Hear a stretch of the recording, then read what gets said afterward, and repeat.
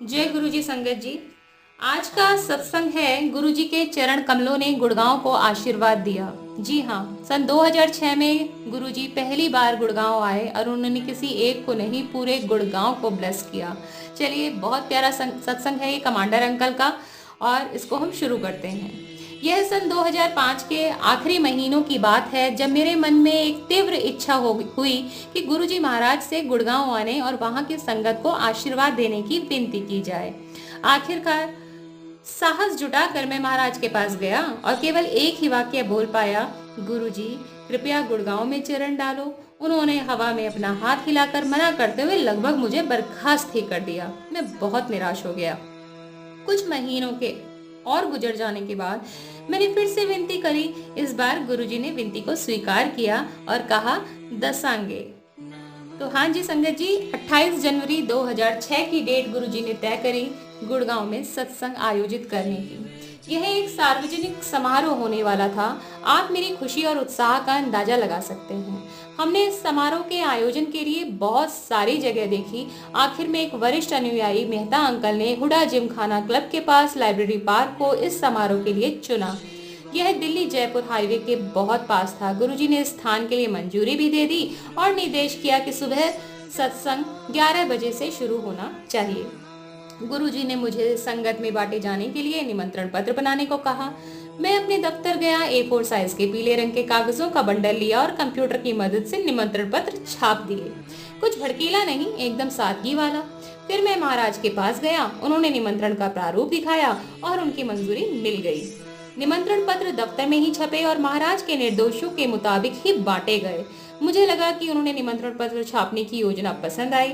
बाद में मुझे लगभग 1 महीने के बाद होने वाले महाशिवरात्रि के समारोह के लिए भी फिर से ये सेवा दी गई। गुरुजी ने कहा, तेनू गुड़गांव दी संगत का कमांडर बनाया है, संगत नु इकट्ठा कर। मैं अत्यधिक भावुक हो गया। ऐसी है गुरुजी महाराज की कृपा। दयालु गुरुजी ने 2006 में मुझे संगत का कमांडर बना दिया और संगत को जोड़ने की सेवा उम्र भर के लिए देकर मुझे आशीर्वाद दिया। सत्संग का ऐसा कोई भी पहलू नहीं था जो महाराज ने तय ना किया हो या सीधे सीधे नियंत्रित ना किया हो। गुरुजी ने हमसे कहा कि यह सत्संग केवल गुड़गांव में रहने वालों के लिए ही आयोजित किया जा रहा है, कोई भी दिल्ली से नहीं आएगा। गुरुजी केवल गुड़गांव में रहने वाले संगत को ही खास तौर पर आशीर्वाद देने वाले थे। गुड़गांव के बाहर की संगत को गुरुजी खुद बुलाएंगे। गुरुजी ने हमें सत्संग में आने वाली संगत की संख्या पहले से ही बता दी और उसी संख्या के हिसाब से तैयारी करने को कहा।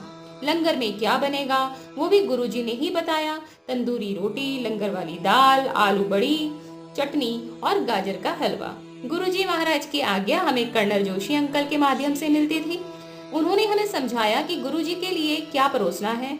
इसमें नमकीन काजू, बादाम, खुबानी, नारियल पानी और मौसमी का जूस शामिल थे। मैं इस विचार से बहुत ही उत्साहित था कि यह महाराज के लिए मेरी सेवा होगी। मैंने महाराज से इस सेवा के लिए प्रार्थना की थी और ऐसा ही हो रहा था। जोशी अंकल ने सीधे मुझसे बात की और मुझे इन सब चीजों का इंतजाम करने को कहा। यह आसान था। हमने सब सामान खरीद लिया और हम तैयार थे, बस मौसमी के जूस को छोड़कर। सत्संग में एक दिन पहले हम एक बिजली के से चलने वाले जूसर को खरीदने गए। हम जूसर ढूंढ रहे थे पर पूरे गुड़गांव में एक भी जूसर नहीं मिला। फिर हमने तय किया कि हाथ से चलने वाली जूस निकालने की मशीन ही ले लेते हैं, परंतु वो भी नहीं मिली। इतनी सारी दुकानें और किसी के भी पास एक साधारण जूसर नहीं था। देर शाम तक ढूंढते ढूंढते हम पूरी तरह थक गए। उस वक्त कर्नल जोशी का फोन आया, मुझे यह बताने के लिए कि जूस हाथ से निकला हुआ होना चाहिए। उन्होंने बताया कि गुरुजी को जूसर से निकला जूस पसंद नहीं है। अब बाजार से सारे जूसरों का एकदम गायब होना कोई हैरानी की बात नहीं लग रही थी। मैंने उन्हें समय पर बता देने के लिए धन्यवाद किया।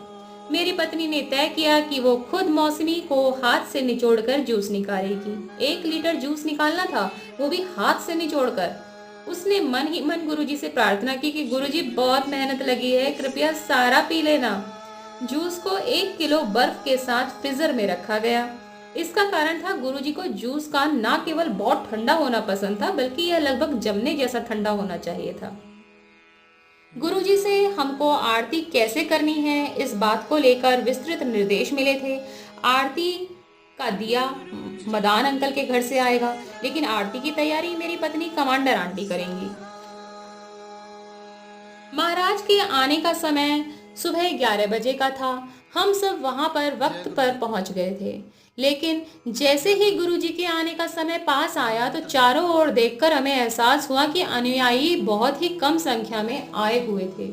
जैसे ही गुरुजी अपने आसन पर विराजमान हुए, संगत के आने का तांता ही लग गया। अधिकांश अनुयायियों को हम पहचानते ही नहीं थे। उन्होंने वहीं खुले में अपनी संगत के सामने लंगर खाने का निर्णय लिया। वास्तव में उन्होंने अपने आसन पर बैठे बैठे ही लंगर खाया। साधारणतः वह मुश्किल से ही कुछ खाते थे, मगर उस दिन मुझे आज भी याद है, महाराज ने छोटी प्लेट पकड़ी थी और गाजर के हलवे तक पूरा लंगर उन्होंने खाया। वो इतने दयालु और विनम्र हैं। जो कुछ भी उन्हें प्यार के साथ परोसा गया उन्होंने स्वीकार किया। वो क्या है, कितना है, किस तरह से परोसा गया, इससे उन्हें कोई फर्क नहीं पड़ा। मेरी पत्नी गुरुजी के जूस पीने तक उसे संभाल कर रखे थी। आमतौर पर महाराज एक गिलास से ज्यादा दूध नहीं लेते थे। उस दिन उन्होंने वो पूरा जूस पी लिया।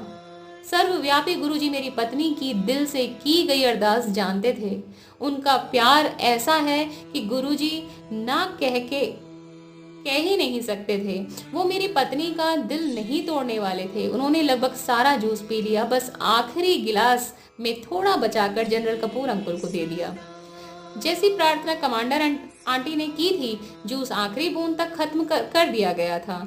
वो फ्लास्क जिसमें हमने जूस रखा था, उसमें आज भी उस खुशबू का संकेत मौजूद है जो सन 2000 में थी।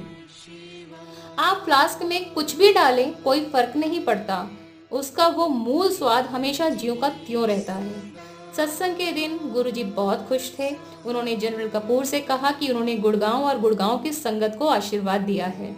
अंकल ने गुरुजी की बात सुनकर सहमति में अपना सर हिलाया, पर गुरुजी ने उनसे कहा कि वो ये बात सबको सार्वजनिक तौर पर बताएं। जनरल कपूर अंकल ने माइक की सहायता से घोषणा करते हुए गुरुजी का आशीर्वाद, उनकी आशीष उनकी प्यारी संगत तक पहुंचाई।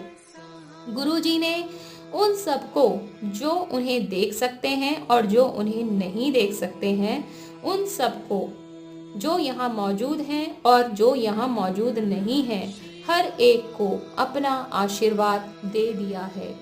आखिरकार महाराज ने के जाने का वक्त आया और हम सबको जनरल कपूर अंकल के नेतृत्व में खड़ा होने का मौका मिला। हम सब ने उनको माथा टेका। वो जैसे ही जाने के लिए उठे, मैं उनके पीछे पीछे चल दिया। आसन से कार तक उनके साथ साथ मैं नहीं चल पाया, क्योंकि मैं बहुत भावुक होकर रोने लग गया था। मैं चाहता ही नहीं था कि गुरुजी वहां से जाएं। उस भाग्यशाली दिन में मेरे लिए एक और भी भावुक पल था। मैंने अपनी माँ को सन 1999 में खो दिया था। उस दिन गुड़गांव में मैंने मेरी माँ जैसी दिखने वाली एक महिला को देखा। जैसे ही मैं बुजुर्ग महिला संगत के पांव छूने के लिए झुका, मेरी माँ के जैसे दिखने वाली महिला ने अपने आप बिना कुछ कहे अपने दोनों हाथ मेरे सर पर रख दिए और मैंने चुपचाप दूसरे हाथ से उनके पांव छुए, उठा और चला गया। मेरा विश्वास है कि गुरुजी ने बड़ी ही सादगी से, बिना किसी को कुछ भी खबर हुए, मुझे मेरी माँ से मिलवा दिया।